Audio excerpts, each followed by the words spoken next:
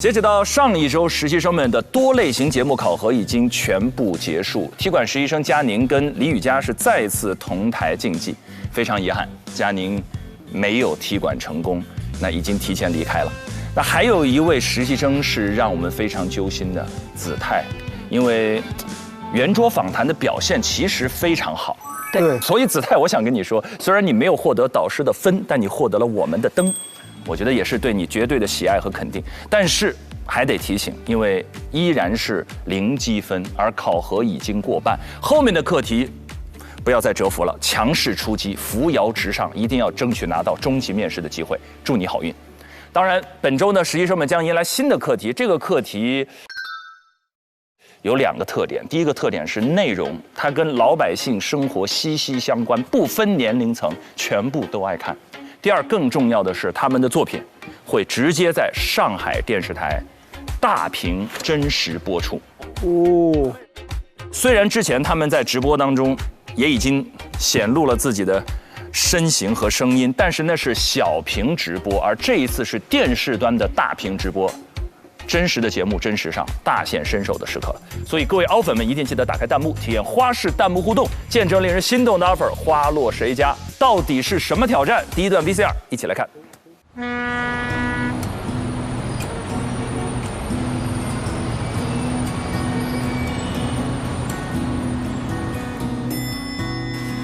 啦啦啦啦啦，上班了！拥抱太阳。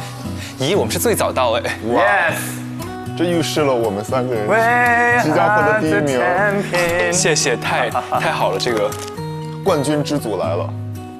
别整了，宇哥。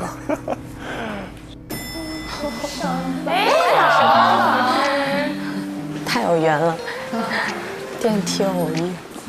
哇！现在大家完成上一轮挑战的，大家元气满满，松弛多了，松弛多了，已经适应整个的节奏了。觉得大家，老师早上好，早上好，老师好，好准时，你俩。他们仨还有一个王毅。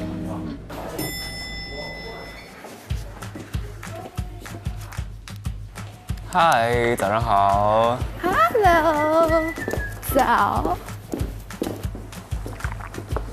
Good morning。 Good morning。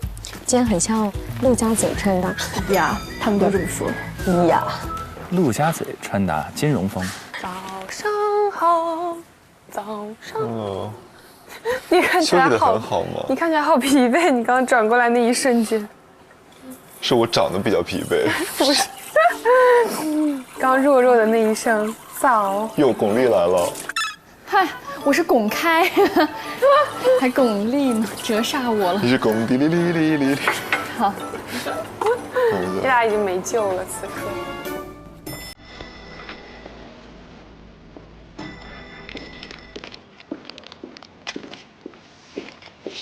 早，老师。早。早。早。早。早。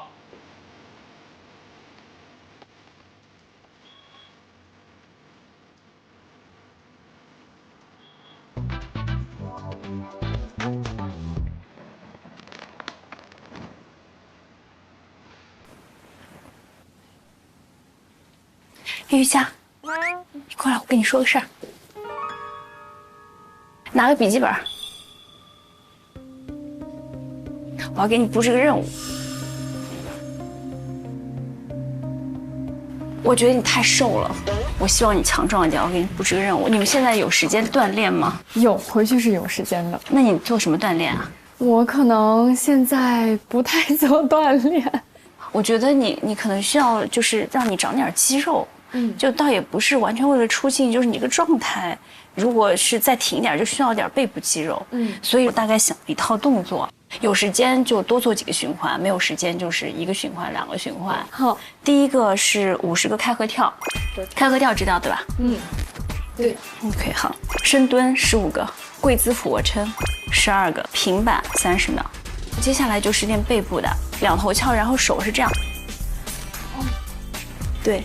对，2头翘，然后手这样，16个。其他人都巨紧张，为什么突然叫他进去？报了个健身班呀。好，接下来来个拉心肺的啊 ，burpee 跳。这个是什么 burpee 跳你知道吗？不知道。我问你们哪个男生会 burpee 跳的？什么跳？我会。都会。你给他演示一下 burpee 跳是什么？我印象当中是蹲下，对，然后手撑地，然后脚弹开，再回来，再跳起来，然后再下来，就是这样。对。好的好的。对。我在跟他弄一个就是每天的小 hit 的一个操，你们要愿意可以一块练。那个波比跳很累的，他们应该平时都练。继续累，就陈真老师给的这一套就累趴下。还得是体育主播啊，很燃脂。你平时会运动吗？我就跑步、游泳多一点。我跑步的时候会想象自己是一个巨星，听一个那种很嗨的音乐。对，然后边跑步边觉得自己在舞台上演唱，非常有成就感。也是有点表演性人格的。对，然后跑完以后什么都通了。啊，这其实很减压，可以。好吧，就这样一个循环。好，多练几个。就太累了不一定需要，但是我觉得早上这个做完之后人会觉得精神一点嘛。好的。主要是要让背上长肌肉，这也保护你的脊椎。等你年纪大，你就会知道还是很管用的。好，谢谢老师，认真练。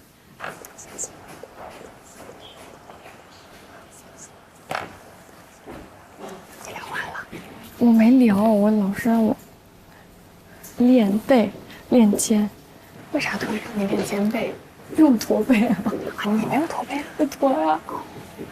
哇，陈老师还教体态。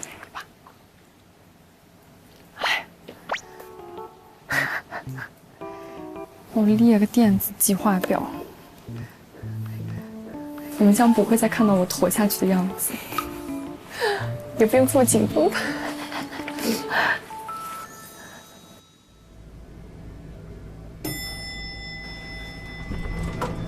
又来踢馆了？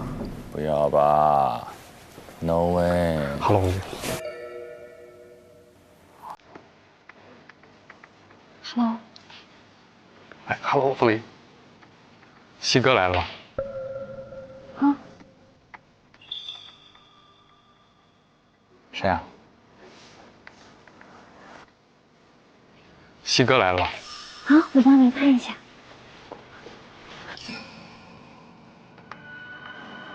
哦，在了，他在办公室。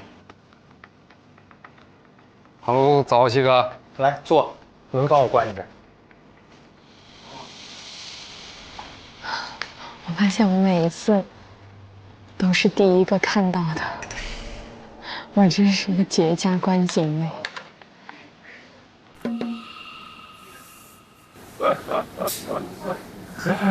风吹草低见牛。大家已经草木皆兵了。这是老师吧？我觉得像老师。难道还是学生吗？我觉得应该不是。对啊，老师看着都很有气场。我猜他是个记者，或者资深编导。你现在主要是给他们这个课题。什么？给我们这个课题干嘛？给我们这个课题干嘛？给我们这个课题干嘛？没听清。快用你的敏锐的耳朵帮我们捕捉动态。我有一种今天的任务肯定会很难的感觉。大家已经草木皆兵了。哪天的任务不难？就是会越来越难的感觉。开始剪辑吧。别了。剪辑吧，朋友。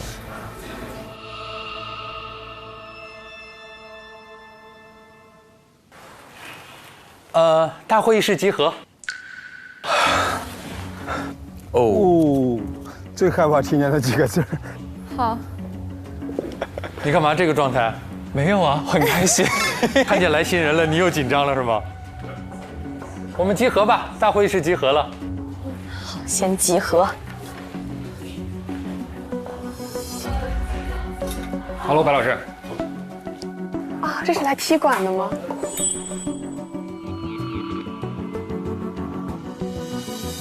对新来的踢馆的实习生。No way， 这位同学看起来。Hello， 陈姐。Hello， 马老师好。哦，老师。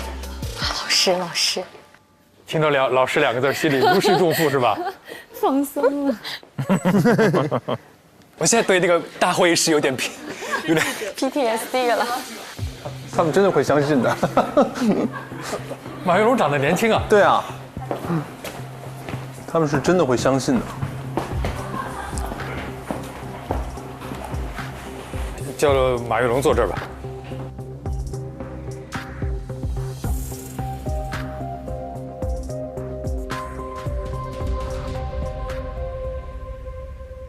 大家可能看到马老师进来，各位同学虚惊一场啊，以为又新来实习生了。马老师长得比较年轻，我隆重的介绍一下马跃龙老师。不敢。大家好，Hello， 各位实习生。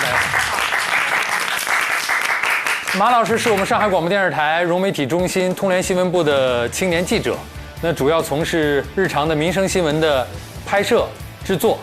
大家好，我现在在的位置呢，就是1线2村徐女士家里边。现在我站的这个位置还要打着伞，一方面呢是因为现在雨是比较大的，另外呢是也要防止新的瓦片脱落的发生。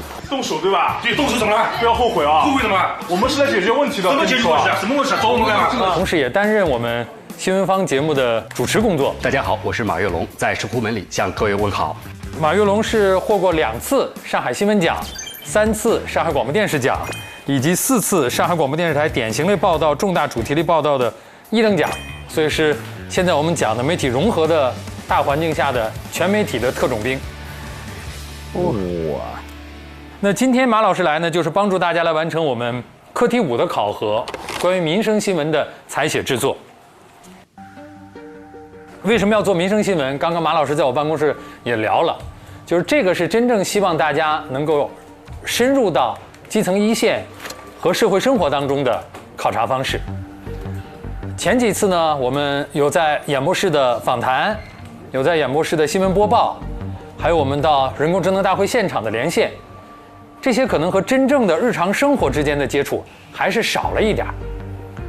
所以希望大家能够真切地认识到，作为主持人，更多的是要到生活当中去，才有可能看到社会生活是什么样子，才有可能真实的去反映我们所在的社会的状态。民生新闻，这又是一个新的大类哈。会好看的。好看不好干呢？我来给大家说一下主要的考核内容。大家会通过新闻综合频道的民生栏目新闻方的微信公众号“市民大爆料”，获取近期上海市民的爆料求助，由实习生自己联系爆料人，进行现场采访、直播连线报道、新闻稿撰写、后期配音、剪辑，独立完成一条民生报道的制作。哇，全流程一个人。我们还是分为4组，4组就是我们之前大家根据节目选择出来的4组。诗文和韵林一组，王玉和子泰一组，他们俩又一组。冯成朗被逐出师门之后，和李雨佳一组啊，以及林蔚和庞征一组，2人合作，分别完成一组5到10分钟的现场直播连线和一条5到10分钟的民生新闻片。考核时间，这是我们的时间线，一直到后天，就2天。今天下午1点钟，我们会把收集到的市民爆料求助给到大家，然后大家从当中选择自己想要报道的具体的爆料内容，通过邮件的方式来进行提交。因为我们给到大家的爆料可能有很多，有些同学可能会选相同的内容，先收到谁的邮件，谁就获得这个选题。大家在下午3点前必须提交选题。如果到了下午3点钟仍然没有提交任何选题的话，视作放弃。哎呀，好严格。我有个问题，你说，就是他们在选题的时候，怎么判断的可实施性呢？我能直接打电话过去问吗？是这样的啊，下午给到大家选题的时候，只有这个人以及基本的事情。实际上，对于这个选题是否可以进行报道，我们已经有了一定的判断。所以大家在3点之前提交的时候是没有办法和爆料人去进行联系的。所以大家先要有一个基本的常识的关于信息的判断，确定了，我们会把爆料人的信息给到大家。第2个时间点是明天，明天大家的时间点是从早晨9点半开始，一直到晚上9点，大家要完成3件事情。第1件，实地的采访拍摄；第2件事情，下午1点钟左右我们会和凯旋进行连线，凯旋会在这边的演播室依次跟4组来进行连线。第3个任务是要在明天9点前提交大家的文稿，不是成篇，只要文稿就可以。新闻稿发完之后，在明天晚上9点，会有我们新闻方的主编到这边来，和马老师以及我们一起来进行审稿。审稿也就是进行2审，2审之后的稿件会返还给大家，大家开始进行新闻片的制作，在后天10点半完成新闻片的制作提交。晚上9点在审片，第2天早上10点半，熬大夜。绝对熬大夜了，这不过做新闻也确实做新闻就应该这样，有点抢。具体考核得分，直播连线，我们带教会评定合格的小组，每人获得10分。合格即可以，也就是说未必是一个小组，我们觉得你们达到了基本的要求，就可以给分。第2个，最优秀的2条新闻片送审交播，2组每人10分。大家在后天上午10点半提交的新闻片当中，我们会选出2组送给新闻方节目。哎呀，这3天刺激太刺激了，真实工作状态，太真实了。从拿选题到播2天，正常制作时间也就这么2天吗？正常制作3天都算是富裕的。这有的会更紧，新闻嘛，你得抢那个时效性。当然，最后能不能播，还要由新闻方的主编以及我们的总编室来进行审核确认。那么经过审核，如果这2组成片都在新闻方播出了，那么总编室评判为完成度第1的是10分，第2的是5分。如果只有1组成片播出，那么这组获得10分，2组都没有通过审核，无法播出，不得分。那什么时候知道这个结果？新闻方节目播出的时候，我们一起来收看，大家也就都知道结果了。天哪！好吧。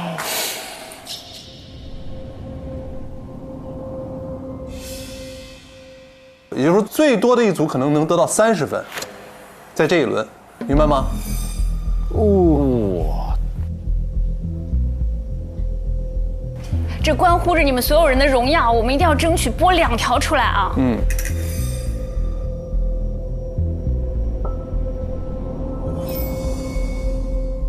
这个其实同学们不用担心，因为对于我们就平时新闻方的记者来说，本身自己的报片也有废片率，也有被关片的，就最终我们也经常会遇到自己拍回来的内容上不了版面的。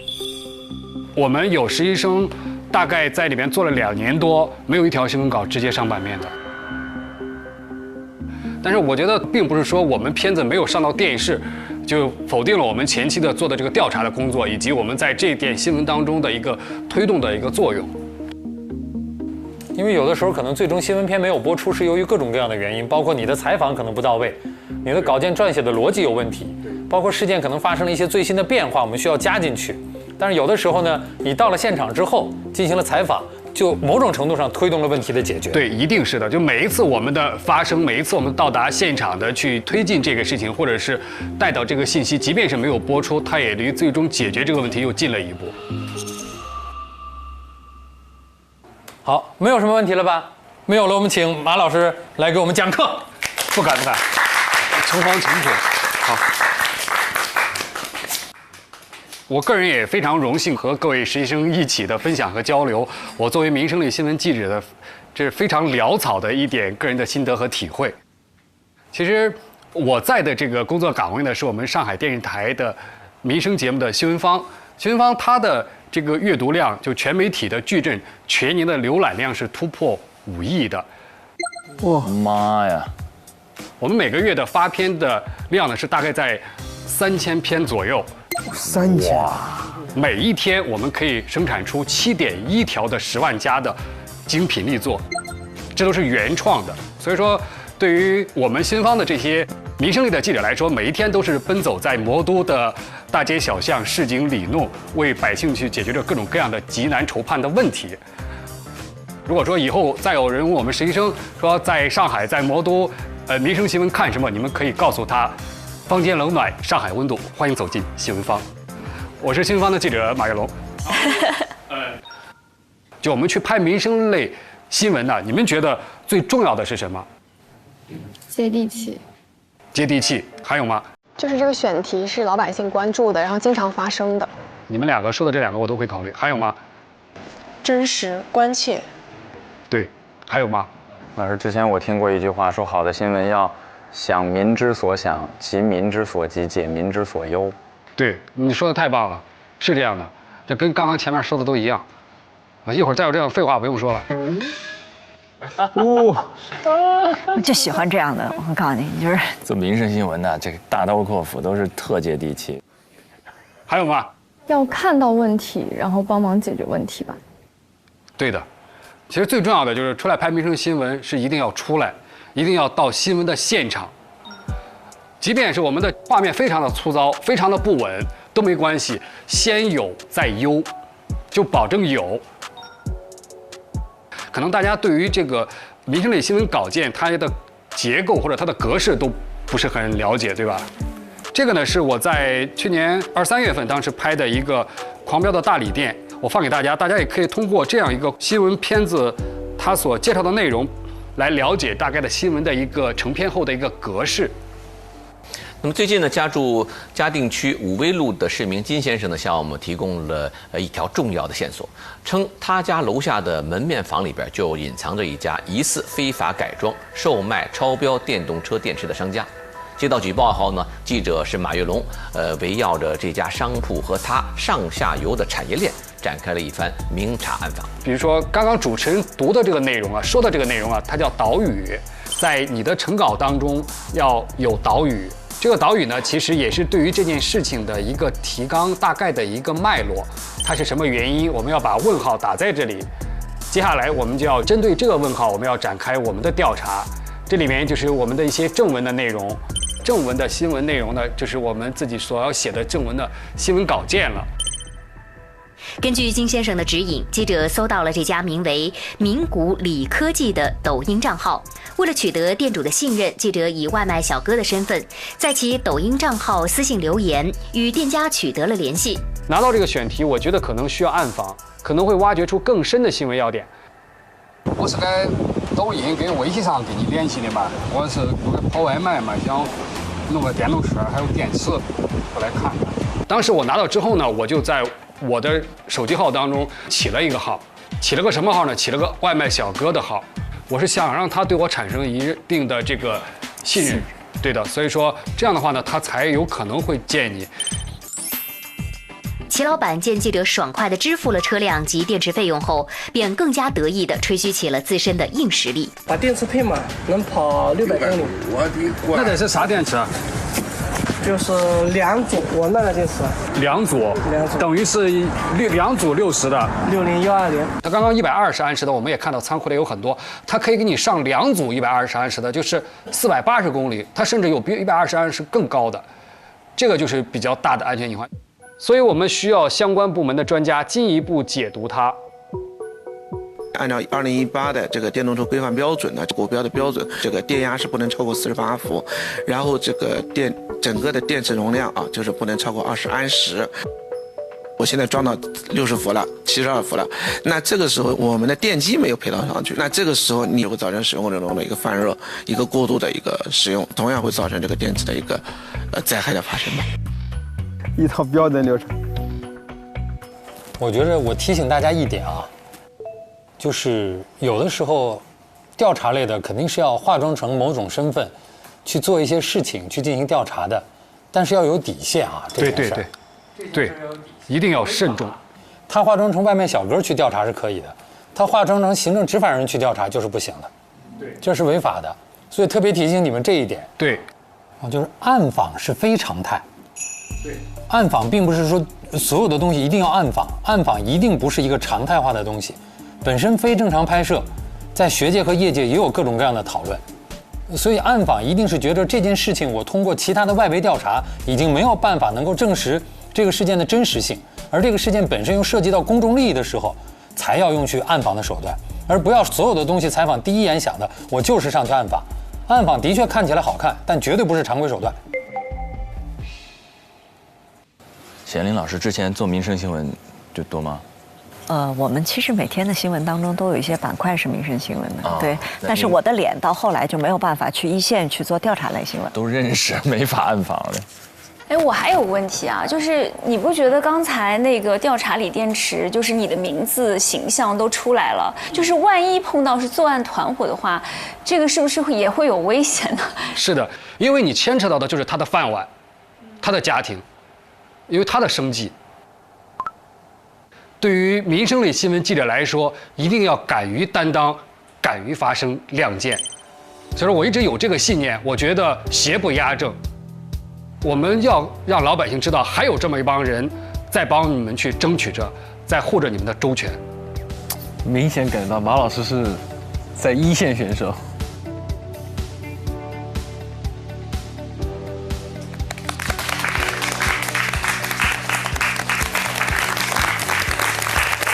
好，那我们再次感谢马老师，相互学习，相互学习。我真的很好。好，那我们上午课题发布和这个马老师的介绍就到这里。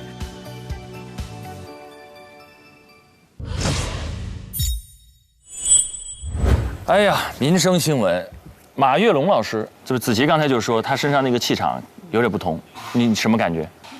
马老师给我更多感觉有一点像民警，正气的那种，他五官长得就对很正，然后身上有一种信念感。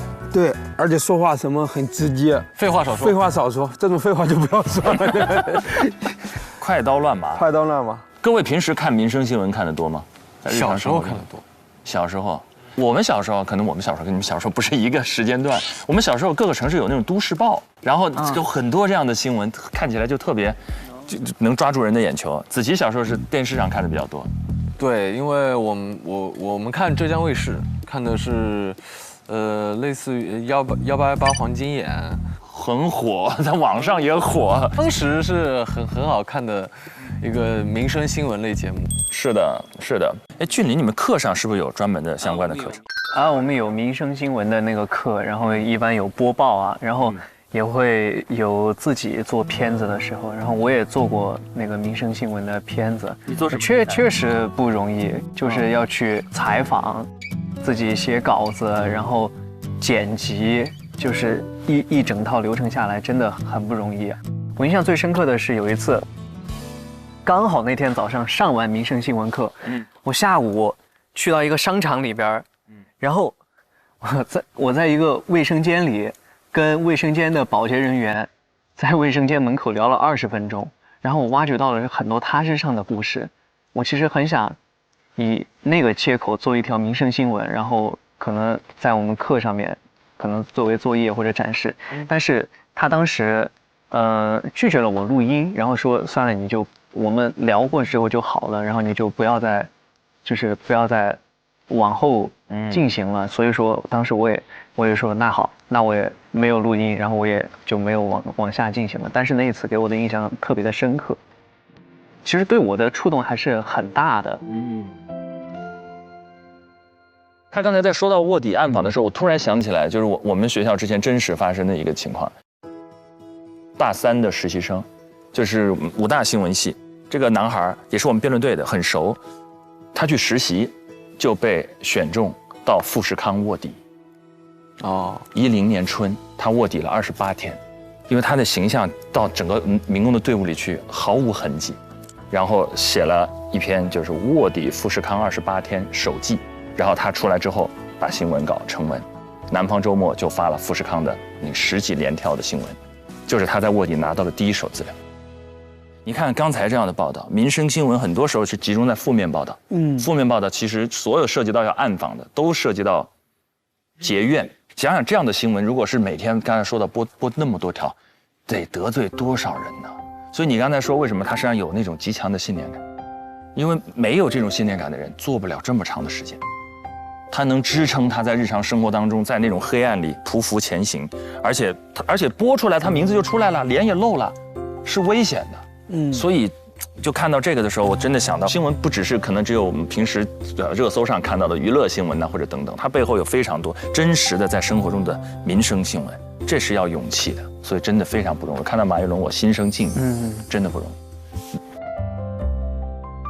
我觉得真了不起。我有一个同事，焦点访谈的叫曲长英，然后他就长得人畜无害的脸，特别适合当调查记者，然后学啥像啥，就扮演什么身份你都觉得他不违和。他去调查一个矿难事故，就到底有多少人遇难，因为就层层瞒报。然后最后怎么点清了到底有多少人遇难呢？就直接潜进了太平间赎人，就搞清楚送进太平间的哪些是因病来的，哪些是自然死亡，哪些是这场矿难来的时间、数名字，然后和掉落在宿舍的一本矿工的通讯录一一做比较，然后数完了之后，再把这个通讯录上的人历时几个月去他们的家乡一一核实人还在不在。所以民生新闻看起来有些是家长里短，但是有些就是一家一家的希望。像您刚才看到他们一个人要做一整个流程，就采编播配，然后所有的细节都要完成的时候，您觉得对他们挑战最大的会是哪个环节？其实落实事实本身，对这些就是其实进入社会时间不长的实习生来说是非常大的难度。我们先不说你后面怎么解决、怎么推动改变、怎么提出观点，先落实事实本身，因为你得到的是一条线报，对吧？是线报。但是你怎么知道说这个线报就是真实的事实呢？在不同的视角上来看这个问题的时候，会怎么样呢？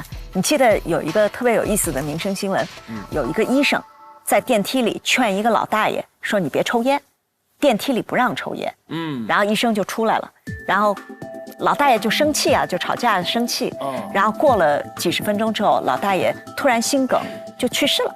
我刷到过这个，对，有对，所以在这个新闻当中，请问新闻事实里面，谁说的才是事实呢？因为都是转述，对吧？因为在电梯里只有他们俩，对不对？那谁才是能够还原事实的人呢？我应该依据哪些信息来还原这个事实呢？所以落实事实本身，我觉得是民生新闻的第一要素。所以新闻伦理有一个多信源交叉检证，对，这个要素既必备，但是对于所有的就是新闻人来说也是个巨大的挑战，确实如此。好，那我们根据刚才全林老师的分享，我们知道这绝非易事，而且对他们来说，2天的时间。不知道为什么，我感觉时间有点不太够。2组，那到底他们现场的呈现到底如何？来到了新闻现场，又有什么趣事发生？来，我们一起看第2段 VCR。